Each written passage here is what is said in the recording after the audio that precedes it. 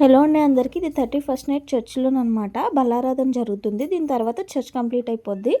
పొద్దున్న మళ్ళీ 10:30కి మళ్ళీ న్యూ ఇయర్ ఆరాధన అనమాట.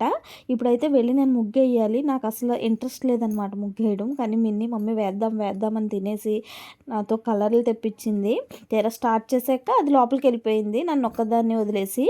మా హస్బెండ్ అయితే తోడుగా నుంచున్నారు. ఎందుకంటే మాది రోడ్డు మీద ఇల్లు. అందరూ సైలెన్సర్లు తీసేసి బండ్లకి అసలు కేకలు పెట్టుకుంటా వెళ్తున్నారు రోడ్డు మీద. డ్రింక్ చేసిన వాళ్ళు అది ఉన్నారనమాట. సో మా హస్బెండ్ నాకు తోడుగా నుంచున్నారు. నాకైతే అసలు ఇంట్రెస్ట్ లేదు. కాకపోతే మొదలు పెట్టాను కదా, అందుకనేసి కంప్లీట్ చేస్తున్నాను.